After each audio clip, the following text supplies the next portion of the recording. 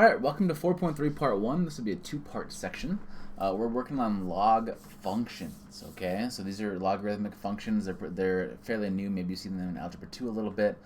But the essential question for today is how do I evaluate logarithmic functions and how do you graph them, okay?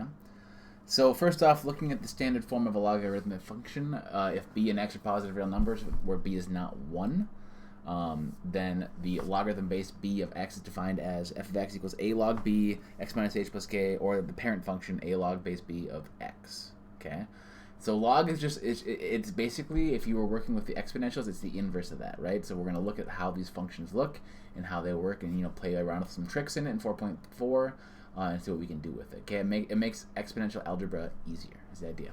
So for these parent functions, in this example, a, that's a dilation. If the absolute value of a is bigger than 1, then the graph compresses or gets stronger, vertically stretched. And if it is less than 1, then the graph expands. Okay. If a is negative, it reflects over the line y equals k.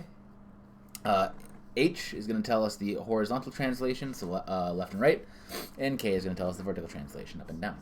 Okay, very normal there, very simple things. There will be a vertical asymptote where the function approaches it at x is equal to h. Okay, so let's get started on some examples here. So this is the function f of x equals 2 to the x, and then its inverse function log base 2 of x. Okay, those are inverses, they cancel each other out. So if you do log base 2 of 2 to the x, all you get is x. Okay, so what we have here, some notes. The graph passes through 1, 0. If I plug in 1, the log of 1 is 0. Okay, that's really important. The y-axis is the asymptote of the function because it's, up here, x minus h is the asymptote. So in this case, it's x minus 0. So 0 is the asymptote. The domain is from 0 to infinity. Now we're looking at the red one, right? So it's from 0 to infinity, and the range is going to be all the way down, from negative infinity all the way to infinity. It grows very slowly right here. Okay?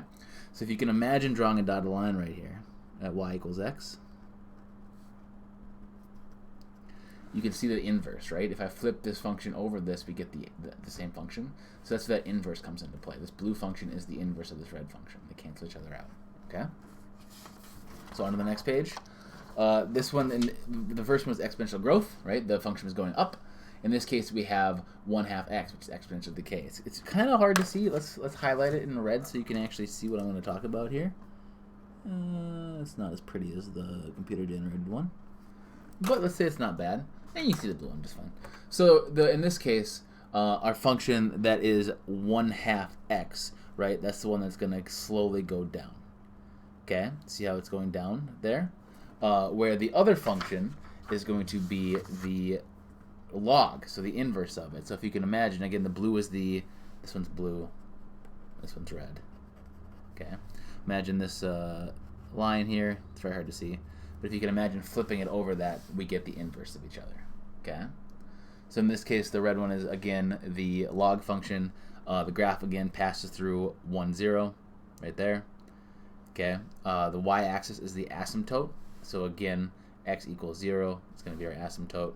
And the domain. So nothing really changed here. It just looks a little bit different. Okay? It's going to depend upon our function. So keep those in mind. We're going to use them. Let's do some tricks. So we're going to rewrite each equation in exponential form. So here's the key. Depending on who you teach, you learn different tricks. But the idea is if I apply an exponential to a log, they cancel out. And if I apply a log to an exponential, they cancel out. So in this case, just like you can divide by 2 on each side, what I can do is I can take each side to the third power. So if you can imagine of putting this as 3 to the third power equals 3 to the log base 3 of 27 power, that's completely legal. Now what that gets me, on the left is 3 to the third. My pen's dying and I'm sad about it.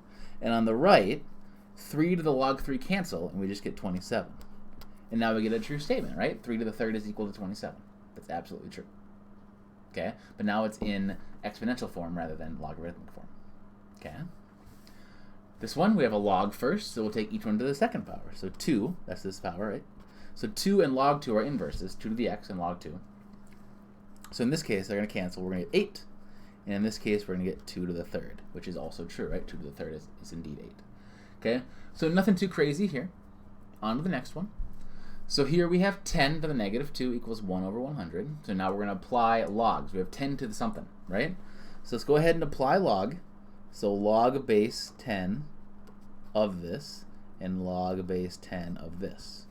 So on the left we get negative 2, on the right we get log base 10 of 1 over 100, which is also a true statement. Okay. Now, depending on who you talk to, log base 10, you can just leave off the 10 because this is how log is written. There's another version called natural log we'll get to. If the base is 10, you certainly can leave off that and just write log. It's implied. Okay. So for this one, 5 to the 4th, we want to use log base 5. That's the inverse. We're going to take the log base 5 of each side. So log base 5 and the 5 to the x cancel, and we get 4 is log base 5 of 625.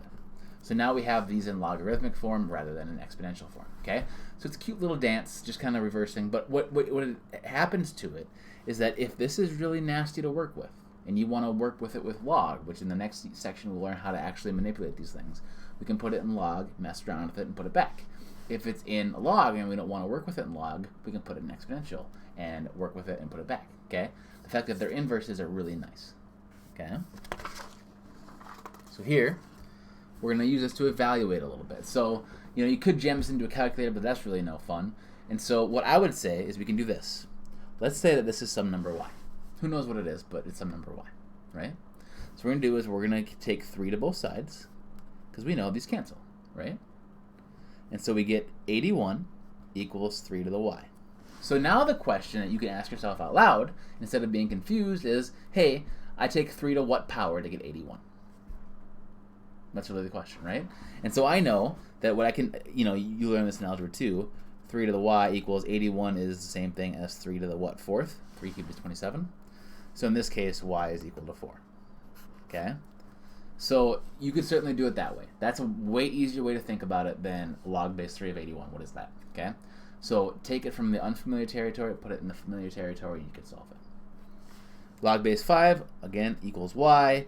Take 5 to both sides, so 5 to the log base 5, they would cancel, so 5 to the y.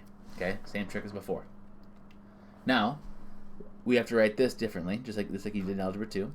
So 125 is 5 cubed, yes? 5 squared is 25, 25 times 5 is 125. So this is going to be 5 to the negative 3, that's 1 over 125, equals 5 to the y, so y is going to be negative 3. Okay, so this answer is just negative 3, nothing crazy. Okay, so that's going to be our first video. The second video we do for 4.3 is going to be graphing these things. So we're going to do a lot of manipulation. We will need the functions from the beginning, so make sure you keep these papers handy. This is log base 2 of x and log base 1/2 of x. Keep those handy. But other than that, that's all we got. So have a good one.